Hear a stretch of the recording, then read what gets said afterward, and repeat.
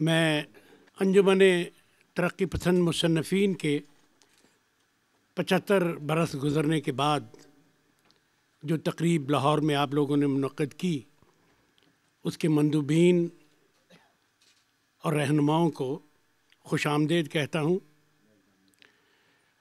انجمن ترقی پسند مصنفین اور صافمہ دو ایسی تنظیمیں ہیں جن کے مقاصد ایک ہی ہیں۔ پاکستان میں محنت کش طبقوں کے لیے، پاکستان میں آزادی اظہار کے حق کے لیے، پاکستان میں آزادی صحافت کے لیے اور پاکستان میں ایک روشن خیال معاشرے کے قیام کے لیے جو خدمات 75 برس تک، ایک پون صدی تک انجمن ترقی پسند مصنفین نے ادا کی ہیں، صافمہ اسی کا ایک تسلسل ہم سمجھتے ہیں۔ ان 75 برسوں میں بر صغیر میں، بھارت میں تو انجمن ترقی پسند مصنفین کے لیے اتنے خطرناک حالات پیدا نہیں ہوئے تھے، لیکن پاکستان کے انجمن ترقی پسند مصنفین کے ادیب، شاعر وہ لائق مبارکباد ہیں کہ انہوں نے بہت ہی نازک، بہت پرتشدد اور جیل اور قید و بند سے بھرپور ادوار جو ہیں وہ گزارے اور ان میں اپنے نظریے کو ہمیشہ قائم و دائم رکھا اور ابھی تک اس پر قائم ہے۔ اس تقریب کی صدارت کے لیے میں پاکستان کے ایک بہت بڑے دانشور، ادیب اور ڈان میں ایک عرصہ گزارنے والے اور اب ترقی پسند مصنفین کے صدر جناب محمد علی صدیقی صاحب سے گزارش کرتا ہوں کہ وہ کرسی صدارت پہ تشریف لائیں۔ ان کے ساتھ میں گزارش کروں گا صافمہ کے صدر اور پاکستان کے معروف کالم نگار، شاعر جناب منو بھائی سے کہ وہ بھی آئیں اور اس تقریب کے مجلس صدارت میں جناب راحت سعید صاحب سے بھی گزارش ہے کہ وہ بھی تشریف لائیں اور اسٹیج پر آئیں۔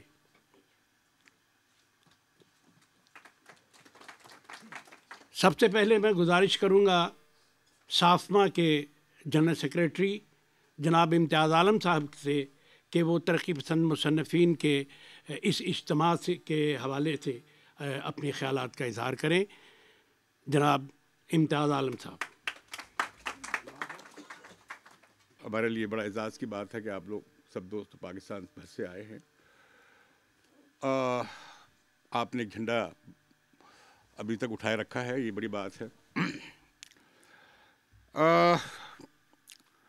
اور ہمیں یہ معلوم ہے کہ بھلے انگریز سے آزادی کی تحریک کا زمانہ ہو یا بعد از نوآبادیاتی نظام کا دور ہو، ترقی پسند مصنفین نے بہت بڑا کردار ادا کیا خیال آرائی میں، فکر انگیزی میں اور افکار کی جد و جہد میں، اور خود ثقافت اور ادب اور لٹریچر اور پرفارمنگ آرٹس سب میں بہت بڑا گریٹ کنٹریبیوشن ہے۔ اور غالباً آج میں جو کھڑا آپ سے باتیں کر رہا ہوں اس میں وہ بہت کچھ، وہ منبع جو ہمارے پرکھوں نے یا بزرگوں نے کریٹ کیا، وہ سب ہمارا ورثہ ہے، ہمیں شامل ہے ہمارے غور و فکر میں اور خیال میں۔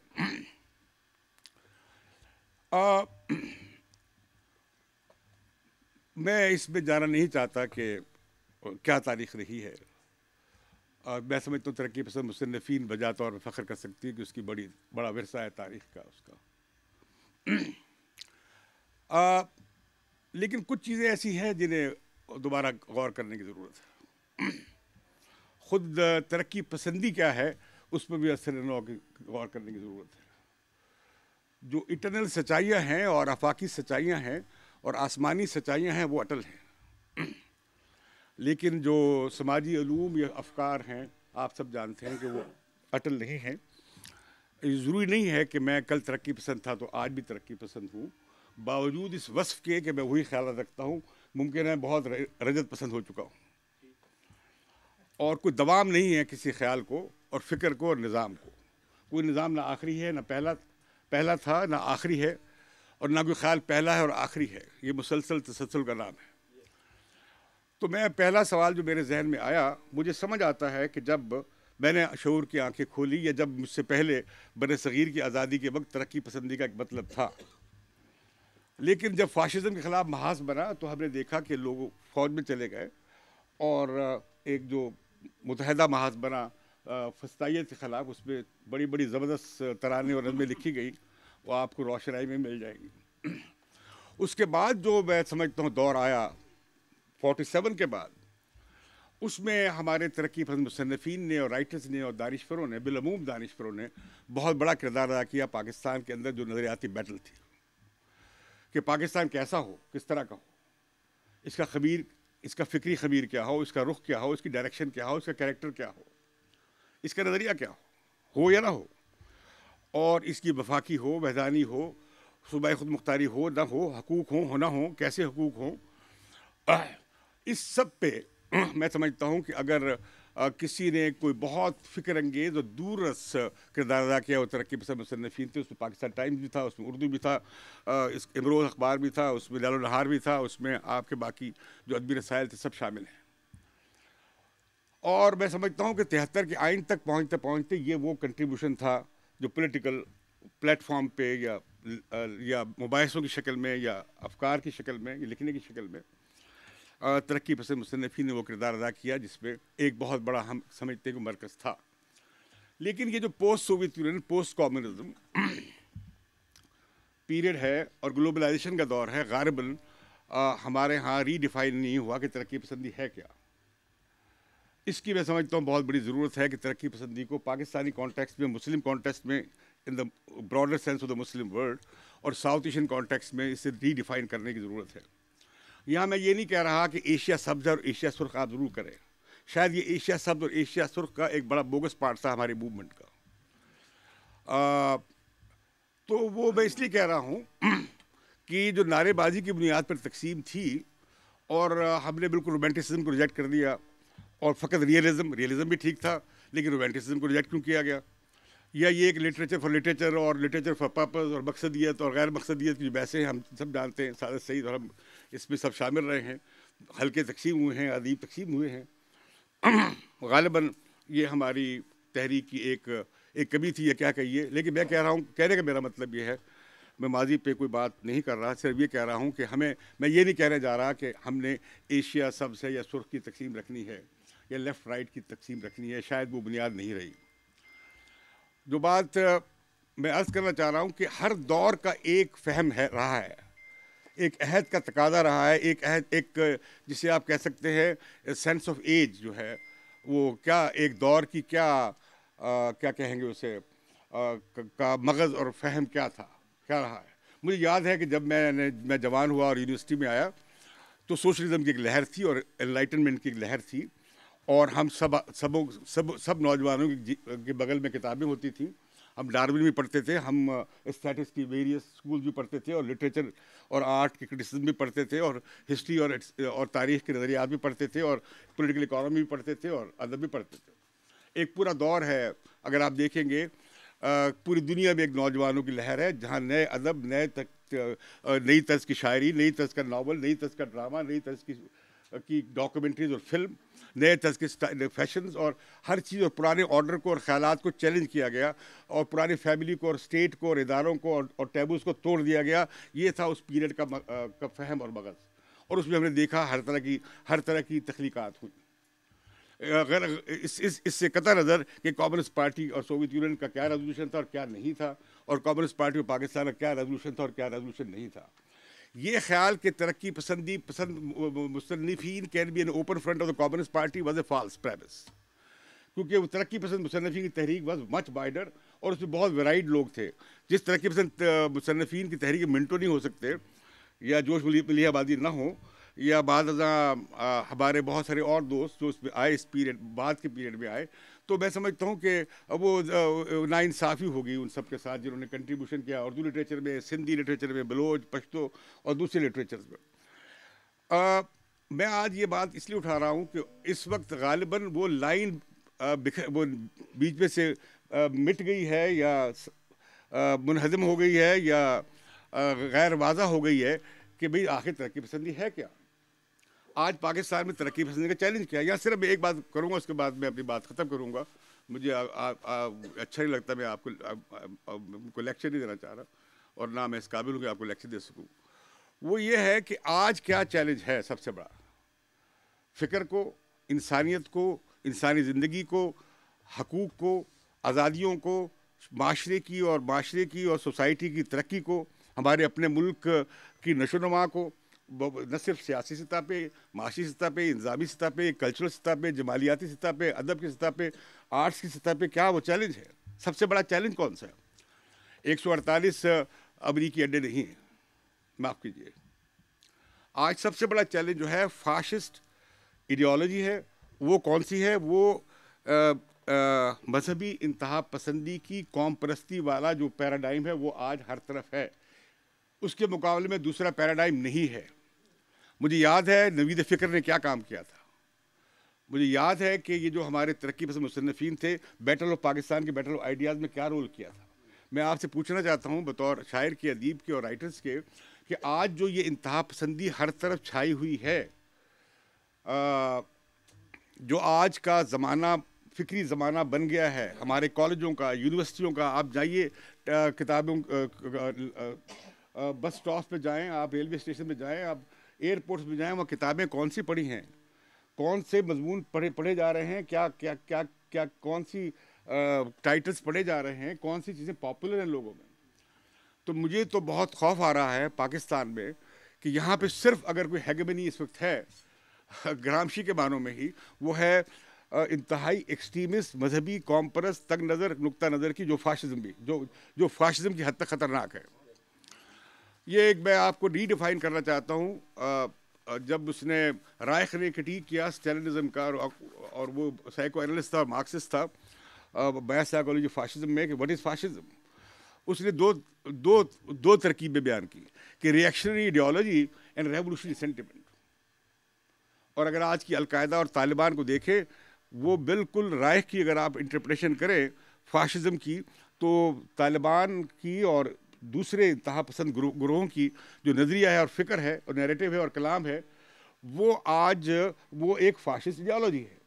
وہ فاشسٹ اس لیے کہہ رہے ہیں کہ وہ انتہائی متشدد طریقے سے اپنا مطمع نظر، اور نہ صرف قدامت والا بلکہ قرون اولیٰ سے بھی کہیں پیچھے والا، آ کر مسلط بزور طاقت کے وہ مسلط کر دینا چاہتے ہیں، اور اللہ کے نام پہ کر دینا چاہتے ہیں. اور انہیں گاڈ کی، اللہ تعالیٰ کی جو ہے نا، انہیں اس بارے میں سینکشن حاصل ہے ان کے خیال میں، وہ ڈیوائن فریضہ کو انجام دے رہے ہیں.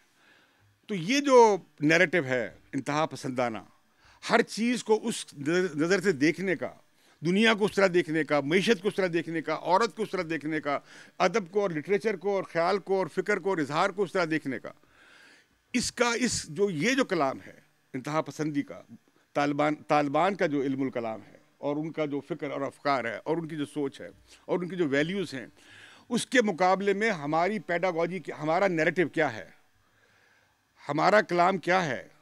مجھے یاد ہے 68 میں جب اسلام اور سوشلزم کی بحث ہوئی، ہم نے جماعت اسلامی والوں کو شکست دی تھی. اس میں ہزارہ لاکھوں ادیب شامل تھے، ہزارہ لاکھوں اس میں پوئٹ شامل تھے، ہزارہ لاکھوں اس میں پولیٹیکل ایکٹیوسٹ شامل تھے، اور ٹیچرز شامل تھے، استاد شامل تھے، آرٹسٹ شامل تھے، اور ایک بحث کیمپین تھی پورے ملک میں. کہاں وہ بحث نہیں ہوئی. اور یہ بات میں کر رہا ہوں لیٹ 60s کی. لیکن اس کے بعد اب دیکھیں کہ کہ ترقی پسند جو بھی جہاں ہیں وہ کہاں ہیں، ان کا کلام کہاں ہے، ان کا متبادل سوچ ہے کہاں. بعض اوقات میں خوفزدہ ہو جاتا ہوں ترقی پسند کی سوچ سنتے ہوئے، اس کی اور القاعدہ کی اور طالبان کی سوچ میں مجھے کوئی فرق نظر نہیں آتا. یہ سوچنے والی بات ہے. اس کا خیال مجھے پہلی بار اس وقت آیا جب عراق نے حملہ کیا، کویت پہ قبضہ کر لیا. اور مجھے پتہ ہے ہم ویو پوائنٹ پہ جب کام کر رہے تھے، لکھ رہے تھے، اور ہم اور آئی رحمان اور حسین نقی اور اس وقت اخبار کے جو ایڈیٹر تھے ویو پوائنٹ کے، مظہر علی خان، ہم یہ پوزیشن لے رہے تھے کہ یہ اگریسر ہے یہ جو، اور باہر جو ہے بیگ صاحب اور لیفٹسٹ اور رائٹسٹ اور جو اسلم بیگ جو تھے ان کی کال پہ سارا جماعت اسلامی والے اور ہمارے لیفٹسٹ دوست اکٹھے وہ جلوس نکال رہے تھے. یہ مجھے بات اس سے سوال اٹھا کہ بھئی وہ کہاں ہے, وہ لائن کہاں ہے؟ آیا یہ مرج کر گئی ہے, کنورج کر گئی ہے؟ آیا القاعدہ اور طالبان ہمارے لیڈر ہیں یا کوئی ہمارا سوچ مختلف ہے اور فکر مختلف ہے؟ تو یہ میں آپ کے سامنے سوال اٹھانا چاہتا ہوں کہ آج بہت بڑی ضرورت ہے اس ملک میں ایک انلائٹنڈ سیکولر نیریٹو کی, as oppose to reactionary religious extremist fascist nationalist paradigm کے مقابلے میں. اور اس پہ ان کی سیکٹیرین ڈویژن کے باوجود اگر آپ دیکھیں کہ ان کی بنیادی باتوں پر ان کا اتفاق ہے. جمہوریت کے خلاف ان کا اتفاق ہے, حقوق کے خلاف ان کا اتفاق ہے, عورت کے مسئلے میں ان کا اتفاق ہے, ٹالرنس پہ کے خلاف ان کا اتفاق ہے, کلچر کے خلاف ان کا اتفاق ہے, آزادی کے خلاف ان کا اتفاق ہے.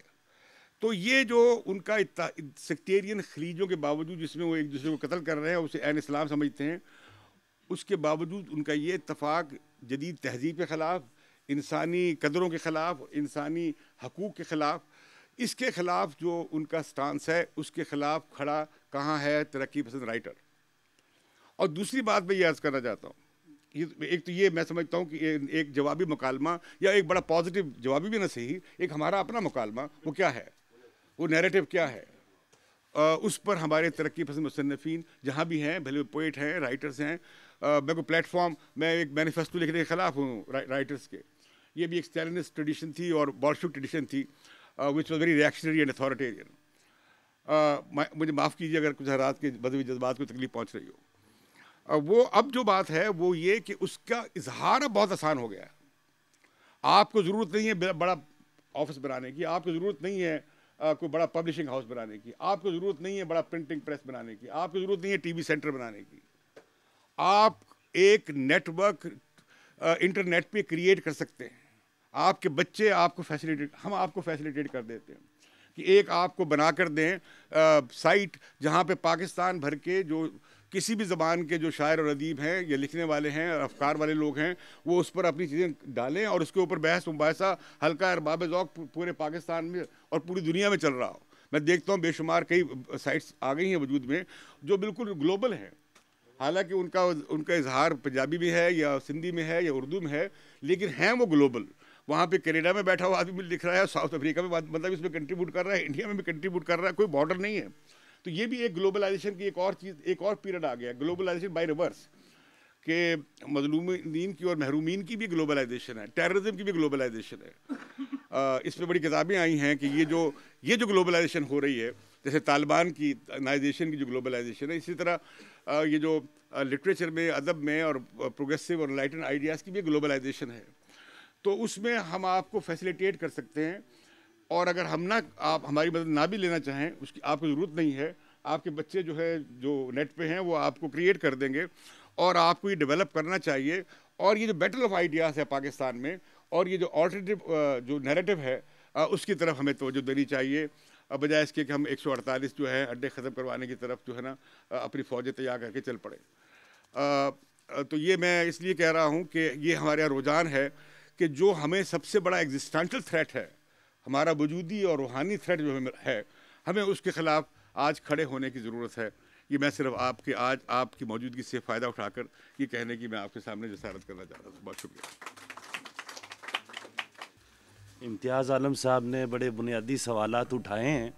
میں سمجھتا ہوں کہ ہم ان سوالوں کے جواب دے چکے ہیں. آج سے 13-14 سال پہلے جب ہم نے لاہور میں کام کا آغاز کیا تھا تو ہم نے انہی سوالات کے جوابات کے لیے, اپنی جسٹیفیکیشن کے لیے کہ آیا ہمیں ہونا چاہیے اب یا نہیں ہونا چاہیے, ہمارا بڑا موقف بہت واضح ہے, اور وہ ان ریٹن چھپ کر آپ کے سامنے آ جائے گا. اور میں تو صرف شکریہ کے لیے یہاں حاضر ہوا ہوں کہ جو HRCP نے ہمارے ساتھ جو کنٹریبیوشن کیا, جو سفما نے کیا اور جو سیپ نے کیا, آپ کا جو ہم سے تعاون ہمیشہ رہا ہے اور رہتا ہے, میں تو اس کے شکریہ کے لیے آیا تھا. یہ بہت ساری چیزیں تھیں کہ زمانہ اتنا سادہ نہیں ہے, یہ منشی پریم چند کا زمانہ نہیں تھا. میں نے کل بھی جو پیپر پڑھا ہے اس میں یہ ساری باتوں کا ذکر کیا تھا. اس وقت جدیدیت کی بحث نہیں تھی, ماں بعد جدیدیت کے مسائل نہیں تھے, کیپٹل مرکنٹائل کیپٹل کی شکل میں نہیں تھا. یہ بہت ساری چیزیں تھیں جو اس وقت نہیں تھیں. اور جس طرح آپ نے زیادہ فوکس کیا مذہبی شدت پسندی پر، یہ بھی نہیں تھی، یہ شکل بھی موجود نہیں تھی. لیکن اور بھی مسائل ہیں. ہمیں عالمی سامراج کو بھی دیکھنا ہے، ملٹائی نیشنل، ٹرانس نیشنل، اس ساری صورتحال کو بھی دیکھنا ہے، ان کا بچھائے ہوئے جال کو بھی دیکھنا ہے. ہمارے سامنے بہت ساری چیزیں ہیں. تصویر کا ایک رخ نہیں ہے، بہت سارے رخ ہیں. میں نے آپ کا شکریہ ادا کرنا تھا. یہ چیزیں باقی جوابات صدیقی صاحب بیٹھے ہیں، باقی یہ ڈائلاگ ہے، اس پہ رکھیں گے، اس پہ مکالمہ رکھیں گے، اس پہ مکالمہ ہونا چاہیے. بہت شکریہ. ایک مختصر بات اور بھی جناب رشید مصباح صاحب ڈپٹی سیکرٹری جنرل، آپ سے درخواست. جناب صدر، معزز حاضرین، ابھی سیفما کے جناب امتیاز عالم صاحب نے بہت سارے سوال چھیڑے اور بہت ہی چپتے ہوئے سوال چھیڑے جن میں بہت ساری بحث کرنے کی ضرورت ہے. اگرچہ یہ فورم وہ بحث کرنے کا نہیں ہے، میں ان کی بہت ساری باتوں سے اتفاق نہیں کرتا، لیکن اس کے باوجود میں ایک بات کہوں گا کہ جہاں ہمیں اس وقت فنڈامنٹلزم کا پوری شدت سے پورے خطے کو، خصوصی طور پہ جسے ہم تیسری دنیا کہتے ہیں اور اس میں جو مسلم ممالک ہیں، اس میں اس کی بہت گہری جڑیں ہیں جو انہوں نے ایک صدی لگا کے بنائی ہیں، اور اب وہ اس کا پھل بندوقوں کے گولوں کے ذریعے درختوں سے اتار رہے ہیں. ہمیں اس کے خلاف جدوجہد کرنی ہے، ترقی پسندی کو نئے سرے سے ڈیفائن کرنا ہے. لیکن اس ساری بنیاد پرستی کی جو مزاحمت، اس کے خلاف جو مزاحمت ہے، وہ صرف اور صرف ترقی پسند تحریک ہی کر سکتی ہے. ترقی پسند تحریک کی ایکسٹینشن، اس کی نئی توجیہات تو ہم کر سکتے ہیں، لیکن ہم امریکی لائن نہیں لے سکتے. ہمارے لیے جتنے فنڈامنٹلسٹ یہاں کا ملا اور ملا کے جتنے بھی الائی ہیں، وہ ہمارے لیے جتنے خطرناک ہیں، اتنے ہی اسٹیبلشمنٹ، اتنی ہی امریکہ، اتنا ہی عالمی سامراج، اور اتنا ہی ٹرانس نیشنل، اور اتنا ہی WTO، اور اتنا ہی نیو گلوبلائزیشن کے نظریات بھی اتنے ہی خطرناک ہیں. ہمیں ان سب کے خلاف کھل کے بحث کرنی ہے، اور انجمن ترقی پسند مصنفین آنے والے دنوں میں ان چیزوں پہ مباحثوں کا ایک سلسلہ شروع کرے گی. میں مشکور ہوں انجمن ترقی پسند مصنفین کے مرکز کی طرف سے، ویسے تو ہمارے صدر بیٹھے ہیں، وہ تفصیل سے بات کریں گے، کہ سیفما نے آج ہمیں یہاں مدعو کیا. ہمیں یقین ہے کہ مستقبل میں بھی ان کا تعاون ہمارے ساتھ رہے گا. شکریہ. راحت سعید صاحب سے گزارش ہے کہ آپ تشریف لائیں. میں تو شکریہ ادا کروں گا سیفما کا، امتیاز عالم صاحب کا خصوص طور پہ، کہ جنہوں نے ہماری درخواست کے اوپر ہمارے ساتھ یہ دست تعاون دراز کیا. اور اس تاریخی موقع کے اوپر، جبکہ انجمن ترقی پسند مصنفین کی تشکیل نو کے بعد یہ پہلا الیکشن ہمارا ہوا ہے اور ہمارے نئے عہدیدار منتخب ہوئے ہیں، ان کو اعزاز میں اس تقریب کا اہتمام کرنا، اس کے لیے میں بہت ان کا شکر گزار ہوں. اور جو باتیں انہوں نے کہی ہیں وہ ظاہر سوچنے کے قابل ہیں، ان کے اوپر سوچا جائے، ان پر غور کیا جائے اور اس کے ڈائلاگ کو آگے بڑھایا جائے. یہی ہے ادیبوں کا کام ہے، یہی لکھنے والوں کا کام ہے، اور یہ کام وہ کرتے ہیں اور کرتے رہیں گے. شکریہ. اب میں دعوت دیتا ہوں انجمن ترقی پسند مصنفین کے صدر ڈاکٹر محمد علی سے. حال میں بیٹھے ہوئے مندوبین، دوست، ساتھی، اور امتیاز عالم صاحب بطور خاص، اور منو بھائی، ان سے بہت دنوں کے بعد ملاقات ہوئی. آج جو الیکشن ہوا اس کے نتیجے میں مجھے صدر چنا گیا، اور یہ تمام جو بوچھار ہوئی ہے سوالات کی، میں یوں بڑا خوش ہوں کہ ابھی کچھ بدلا نہیں ہے. صرف محاذوں کے نام بدلے ہیں، کچھ چند فریزز بدلی ہیں. فاشزم 31، 32، 33، 34 میں بھی تھا. لیگ آف نیشنز کیوں ختم ہوئی تھی؟ ان کے ممبروں ہی نے اس کو رد کیا تھا، 4-5 نے. وہ اب بھی ہو رہا ہے، اور طالبان وغیرہ اور یہ تمام باتیں. میرا خیال یہ ہے کہ ترقی پسندی کا چیلنج بدلا نہیں ہے، کنٹیکس بدلا ہے. صرف ہم جس دنیا میں ہیں اور جن مسائل میں آج گھرے ہوئے ہیں، وہاں ادیبوں کا بڑا مسئلہ جو ہے وہ سامراج تو خیر رہے گا، اس لیے کہ سامراج اپنی منمانی کرتا ہے اور ادیب اس منمانی کے خلاف جد و جہد کرتے ہیں. اس لیے میں نے کہا تھا کہ یہ ایسا معلوم ہوتا ہے جیسے کہ ہم ابھی اسی زمانے میں ہیں صرف ٹرمینالوجی میں کچھ فرق آیا ہے، کچھ فریزز میں فرق آیا ہے۔ فاشزم اس وقت بھی تھا جب اٹلی اور جرمنی اور جاپان نے لیگ آف نیشنز کو ختم کر کے، اس کے مینڈیٹ کو ختم کر کے دنیا کو بھونچال میں مبتلا کیا تھا۔ اس کے خلاف جنگ ہوئی، ڈیموکریسی کے لیے جنگ ہوئی۔ کیسے ڈیموکریسی کو حامی ملے، ایک طرف روس اور ایک طرف امریکہ، وہ بھی ہم نے زمانے دیکھے۔ آج کا دور جو ہے میرے خیال میں وہ معنی اور یعنی لفظ یہ جو بچھڑے ہیں دونوں ایک دوسرے سے، کیوں وہ اثر نہیں ادیبوں کا، کیوں وہ اثر نہیں شاعروں کی ان تحریروں کا جو ایک زمانے میں ایک نظم ہوتی تھی شاعر کی اور پورے بر صغیر میں گونج جایا کرتی تھی، آج بڑی مشکل پیش آ رہی ہے ادیبوں کو اپنی تخلیقات کی جو وہ تاثیر دیکھنا چاہتے ہیں اس کو دیکھنے میں۔ اس کی وجہ یہ ہے کہ ایک پوری ڈسکورس کی چل رہی ہے کہ دیکھیے جہاں فاؤنڈیشنلزم خطرے میں ہو، علوم کا جو ارتقاء ہوا ہے، جن ادوار میں ہوا ہے، جن فیزز میں ہوا ہے، اس کے بارے میں ایک اسکول آف تھاٹ جو مارکیٹ اکنامی کا اسکول آف تھاٹ ہے، بہت واضح اوپینین اس کا یہ ہے کہ ہم فاؤنڈیشنلزم کو نہیں مانتے کسی بھی علم کے۔ تو جب تاریخ ہی کو نہ مانے، اس کے بعد سوال یہ پیدا ہوگا کہ کچھ لوگ مانیں گے تاریخ کو، چونکہ ایک یس ہے ایک نو ہے، وہ ساتھ ساتھ بدل رہا ہے۔ جو ایسنشلزم کو نہ مانے ان کے بارے میں ایک رائے یہ بنے گی کہ ہم مانتے ہیں ایسنشلزم۔ جو انلائٹنمنٹ کو سمجھیں کہ یہ اب سبجیکٹ ہی نہیں رہا گفتگو کا، اگر فلسطین میں یہودی کچھ کر رہے ہیں تو یہ سبجیکٹ نہیں ہے گفتگو کا۔ اچھے پڑھے لکھے جو امریکہ سے ہمارے نئے نئے گویا جو فریزز گھڑ رہے ہیں اور عزم پیدا کر رہے ہیں، ان کے لیے دریدہ جیسے آدمی کے لیے اسے مارکسی کہا جاتا ہے، اور میں کنٹیسٹ کرتا ہوں کہ وہ مارکسی نہیں ہے۔ ایک زمانے میں ہونا اور کچھ اور بات ہے، اس کی بات کا مارکسی ہونا آج کے کنٹیکسٹ میں کچھ اور بات ہے۔ لوگ اپنے سابق کیریکٹر کو اگر آج کی خصوصیت بیان کرنے میں صرف کریں تو اس کے معنی یہ ہیں کہ وہ کھوکھلا پن تو پیدا ہو چکا ہے، جس کی وجہ سے وہ مجبور ہیں کچھ باتیں ایسی کرنے کے لیے۔ انلائٹنمنٹ ختم ہو چکا ہے۔ آپ انلائٹنمنٹ چاہ رہے ہیں، آپ ہیومنزم چاہ رہے ہیں، میں کہتا ہوں کہ یہ دور جو ہیں بعض اہم مفکرین کے لیے گزر چکے۔ اب ہم چاہتے ہیں کہ یہ نہ گزریں۔ ہم ابھی تک اپنے ان 4 بنیادی اصولوں کو ہم سمجھتے ہیں، جسے بعض پوسٹ ماڈرنزم لیفٹ کے ہوتے ہوئے بھی نہیں مانتے۔ تکثیریت بڑی اچھی چیز ہے، میں سمجھتا ہوں کہ ہمیں اپنے نظریات پر، میں چونکہ ایک استاد بھی ہوں تو میں امتیاز عالم صاحب کی طرح سے لیکچر دینے میں بھی بڑا ماہر ہو گیا ہوں۔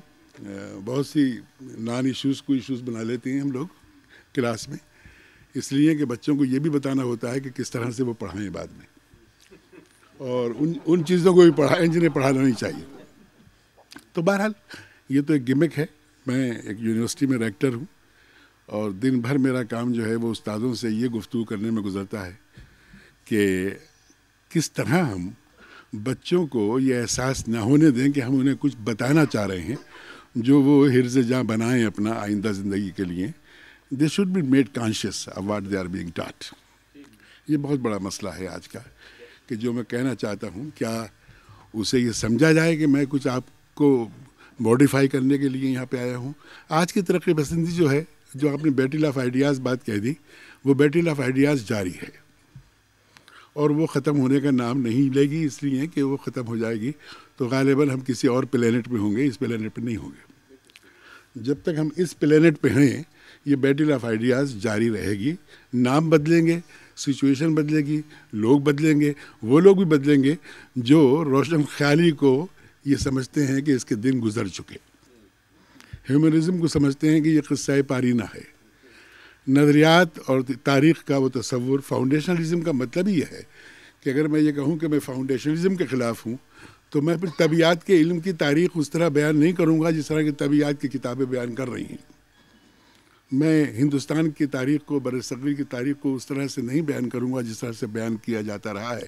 اس میں گوسوامی بھی ہو سکتے ہیں، اور اس میں اشاق حسین قریشی بھی ہو سکتے ہیں، اور اس کے اندر بہت سے اور ایشوری پرساد بھی ہو سکتے ہیں، ان کے ویو پوائنٹس بھی ہو سکتے ہیں، ان سے اختلاف بھی کیا جا سکتا ہے، لیکن تاریخ نام تھا ماضی کو بیان کرنے کا علم۔ اس میں ہم کہتے ہیں کہ وہ آئیڈیلسٹ یا میٹریلسٹ بھی ہوتے ہیں۔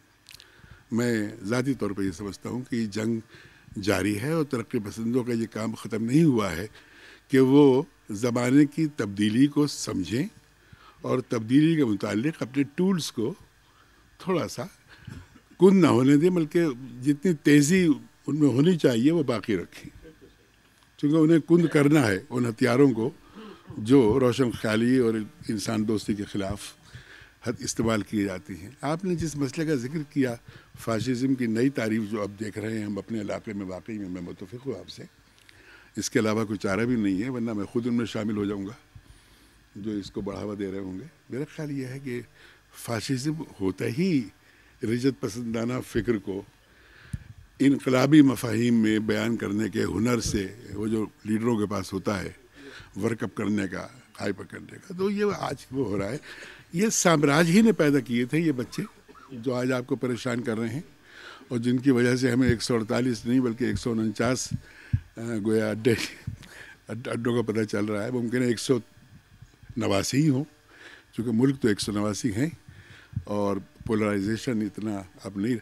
تو میرا خیال یہ ہے کہ ترقی پسندی اگر صرف ایک ہی کام کے لیے اپنے آپ کو یعنی یہ سمجھے کہ جیسے کہ وہ اس کام کے لیے پیدا ہوئے ہیں کہ وہ اپنے سماج میں جو جس فکر کو وہ نقصان دہ سمجھتے ہیں انسانیت کے لیے، معقولیت کے لیے، معقول رویوں کے لیے، تکثیریت کے لیے بھی، اس لیے کہ ہمیں چاہیے ایک سے زیادہ انٹرپریٹیشن۔ جب تک یہ ڈائلیکٹکس نہیں بنے گی اپوزٹ ویوز کی، اس وقت تک ہم آگے بڑھ بھی نہیں سکتے۔ ہمیں اپنے یعنی میرے خیال میں تنقید کرنے والے اور تنقید کرنے والوں ہی سے معلوم ہوتا ہے کہ کون سا ہمارا محاذ کمزور ہے، اور اسی محاذ پہ ہم زور بھی دیتے ہیں۔ تو آج کی ترقی پسندی غالباً یہ سمجھنا ہے کہ تاریخ کیوں بیکار ہوئی، نقطہ نظر کیوں خطرے میں ہے، انسان دوستی کیوں اب جرم بنتی جا رہی ہے، اور زبان اور معنی میں رشتے کیوں ختم ہو گئے۔ دیکھیے، آپ کہتے ہیں ریئلزم کے تحت ہم پہلے سمجھ لیے کرتے تھے کتابوں کو، تو ریئلزم کے ذریعے تو دیکھیے الہامی کتابیں بھی اور مارکس بھی ریئلزم ہی کے ذریعے سمجھ میں آتے ہیں ہمارے۔ اگر آپ انہیں کسی تھیوری کے تحت، تھیوری کا نام دیا گیا ہے، ریکنسٹرکٹ کریں گے تو واللہ عالم وہ کیا کیا نکلیں گے۔ تو یہ میں اسے گمٹ تو سمجھتا ہوں، اور یہ اکیڈمکس کو اور ہم جیسے استادوں کو تو ضرور اس میں انڈلج کرنا چاہیے کہ ہم لیب میں جا کر اسٹرکچرزم کیا ہوتا ہے، پوسسم کیا ہوتا ہے، ریکنسٹرکشن کیا ہوتا ہے، ان کو دیکھیں، اس لیے کہ ہمیں ہی سمجھنا ہے اور ہمیں ہی اپنے طالب علموں کو یہ بتانا ہے کہ ہماری سمجھ میں جہاں تک جو غلطیاں ہیں ان غلطیوں سے آپ بچیں، آپ زیادہ بہتر استاد ہم سے بنیں۔ تو میرا خیال یہ ہے کہ امتیاز عالم صاحب نے تقریر تو کر دی ہے، میں تو صرف یہ بتا رہا ہوں کہ جو وہ کہہ رہے تھے کہ آج کیا سوچتی ہے ترقی پسندی، آج کے ترقی پسند کا وہ رویہ تو نہیں ہوگا جو 36 میں تھا، لیکن اس رویے سے کوئی بہت زیادہ مختلف رویہ بھی نہیں ہوگا، کیونکہ آج بھی فاشزم اور آج جو ہے سامراج جو جمہوریت کا محافظ ہے اور ڈیموکریٹک رائٹس کے لیے دنیا میں کسی ملک میں بھی اپنی فوج اتار سکتا ہے، وہ جو کام کر رہا ہے، یعنی سلامتی کونسل، یہ جو UN ہے، یہ جنگ کو روکنے کے لیے پیدا ہوئی تھی، جنگ شروع کرنے کے لیے پیدا نہیں ہوئی تھی۔ جو نیا کنسپٹ آیا ہے کہ اب UNO ذمہ دار ہوتی ہے کوئی کسی نئی جنگ کا، جو ہم نے دیکھا ہے، ان کا کام تو جنگ روکنا تھا۔ تو جنگ روکنے والے اگر جنگ شروع کرنے کا کام کریں گے اور بڑی تندہی سے کریں گے اور اس میں یہ سمجھیں گے کہ ڈیموکریسی از دا اونلی ازم اور فیتھ اور religion left for the world, تو میں یہ سمجھوں گا کہ یہ بھی ایک فراڈ ہے جو فرانسس فیکویاما نے اور ہنٹنگٹن وغیرہ نے چلایا۔ اور دیکھیے، بڑے لوگ جو ہیں وہ چھوٹا موٹا فراڈ نہیں کرتے، وہ بہت بڑا کوئی بت بناتے ہیں دنیا میں اپنے ویوز کو پھیلانے کے لیے۔ تو یہ اس لیے ہوا کہ آج ڈیموکریسی بھی حل نہیں ہے سب کے لیے۔ یہ تکثیریت میں ایک بحث یہ بھی شروع کی جائے کہ کیا جمہوریت پہ دنیا ختم ہو گئی؟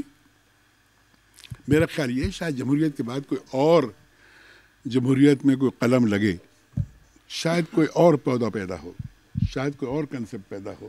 یہ کنسپٹ جو ہے یہ بعض اوقات دھوکہ دے رہا ہے، کیونکہ جمہوریت کے والے بھی اگر امیر المومنین بننے کا دعویٰ کرنے لگیں تو آپ کو سوچنا پڑے گا کہ بعض اوقات ہمیں اپنے مذہبی बुज़ुर्गों से वो बातें सुनने को मिलती हैं जो हम उनसे कभी तवक्को नहीं करते थे। वो क्यों बदले इतने कि जो उन्हें फाइनेंस कर रहे थे एक ज़माने में, आज वो अपने साबिक फाइनेंसर्स के ख़िलाफ़ हैं और वो बातें कर रहे हैं जो हमें मुतवज्जे करती हैं अपनी तरफ। तो मेरा ख्याल ये है कि ये जो चौंका देने वाला और चौंकने का अमल जो है ये जारी रहेगा और तरक्की पसंदी इसको जारी रखेगी, इसलिए कि हम सिर्फ उस इल्यूजन को, मैं तो कहता हूँ नॉलेज का जो कॉर्पस है जिसे कहा जाता है बुक ऑफ नॉलेज, उसमें भी डिस्टॉर्शंस हैं।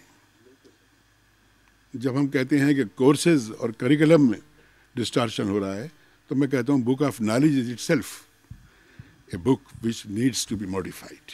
What is knowledge? जो 100 साल पहले नॉलेज थी वो आज नहीं है। नॉलेज के माने शायद बदल रहे हैं। बुक ऑफ नॉलेज होती थी हमारे यहाँ, हमारे टीचर कहा करते थे मैट्रिक में कि ज़रा बुक ऑफ नॉलेज को भी पढ़ लिया करो। उस ज़माने में बड़ी अच्छी लगती थी वो, लेकिन अब मुझे ख्याल ये आता है कि बहुत सी चीज़ों को जिन्हें नॉलेज कहा गया वो नॉलेज नहीं थी, वो मिस नॉलेज थी। यही हाल इल्म का है। तो तरक्की पसंदी को दोनों चीज़ों को समझ, हाँ ज़्यादा मुश्किल ज़माना इसलिए है कि तरक्की पसंदी के मुखालिफिन भी बड़े पेचीदा हैं और तरक्की पसंदों को भी कुछ कम पेचीदा बनना नहीं पड़ेगा। इतना सिंपल नहीं होंगे वो कि एकदम सामने हो, वो उनको भी पेचीदा बनना है। और पेचीदगी का नाम भी चलिए वही समझने का अमल है ये। तो मैं समझता हूँ कि इम्तियाज़ आलम साहब की तकरीर ने मुझे शायद ये मजबूर किया था कि मैं ये सोचूं कि अब सबसे अच्छी तकरीर जो है वो ये होनी चाहिए कि आई थैंक यू। लेकिन अब मैं ये कहता हूँ कि नहीं, we will continue to embark ourselves on the path of battle of ideas. There are ideas which have to be countered and we will counter them. Thank you. आप सबको मुबारकबाद देता हूँ कि आपने दोबारा जो तहरीक थी हमारी, एक तारीखी तरक्की पसंद मुसन्निफीन की, उसको रिवाइव इस तरह किया है कि मोहम्मद अली सिद्दीकी और उनके साथियों की शक्ल में, जो कि बहुत ही काबिल लोग हैं, समझदार लोग हैं, जो इस वक्त की दानिश को समझते हैं और हालात को भी समझते हैं, तारीख़ का भी शऊर रखते हैं और आवाम के मसाइल से भी आगाह हैं। तो ये लोग अदब में एक बेहतरी लाएंगे। मैं आप सबको मुबारकबाद देता हूँ।